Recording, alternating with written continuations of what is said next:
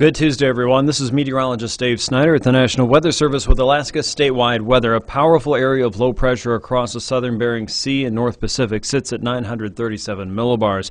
It's got a lot of cold air wrapped into it and a lot of moisture working up from the south out ahead of it.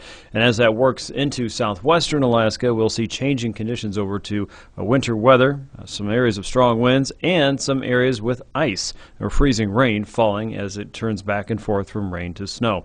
Out ahead of that is high winds, and for the Alaska Peninsula, a high wind warning is up until 10 o'clock tonight.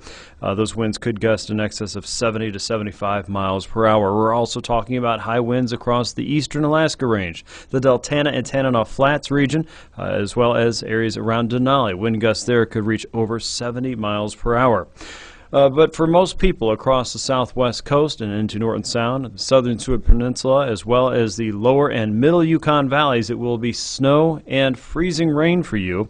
Many locations should expect up to 8 inches of new snow in the area, but for places like McGrath, that could come as a combination of snow and freezing rain. Now, where it is a little more of freezing rain, you should expect less snow. However, conditions will be going back and forth during the next several hours and into tomorrow. For places like Talkeetna and the Susitna Valley, expect rain and snow to be your eventual weather tomorrow, but the transition to that point will include periods of heavy snow. In fact, you could see upwards of 3, 4, even 8 inches of snow before it rains on that snowpack by the end of tomorrow. Keep your eyes on the weather if you're traveling up and down the Susitna Highway.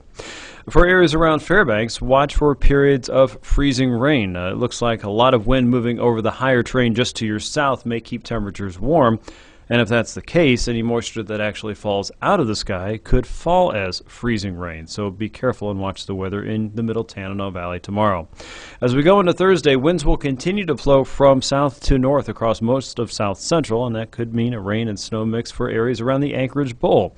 Periods of heavier rain are finally setting into parts of northern southeast. Watch for that to take over as we head into Wednesday night and Thursday.